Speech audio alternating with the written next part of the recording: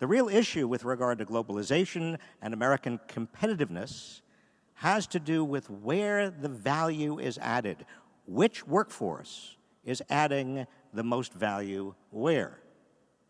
And that comes back to whether we're talking about Greensboro or North Carolina, or we're talking about the United States as a whole, or we're talking about my state of California, the more value you can add, regardless of whether the company is headquartered in Japan or Germany or wherever, the more value you add to this increasingly integrated system of global investment, the more value you and your compatriots add and your neighbors add, the higher your standard of living will be.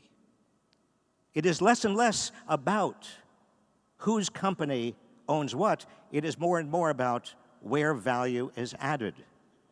I have artificial hips. I had to have my hips, both of them, replaced. And I was talking about globalization, and I realized that I had not made a very personal inquiry, which is where my new hips came from. It has to do with domestic content of me. And so I went back to the hospital and they looked through their files. I asked them, I just wanted to know where my hips, they're beautiful hips, by the way, I want to assure you. I can't show them to you, but they are high tensile strength with little plastic coating. They're beautiful. And they looked through the files and they came back and they said, your hips were actually made, they were fabricated in Germany. Why were my new hips made in Germany? Why were my beautiful new hips fabricated in Germany? Not because of low wages, they were fabricated in Germany because of the skills of German technicians. High precision manufacturing is what the Germans are extraordinarily good at. Oh, by the way, I also found out that my hips, my beautiful new hips, were designed, not in Germany, they were actually designed in France. I have French designer hips. But there is, in this culture right now, I sense a politics that takes advantage of people's frustration and anger and fear. And we have to, it seems to me, not only reach across those boundaries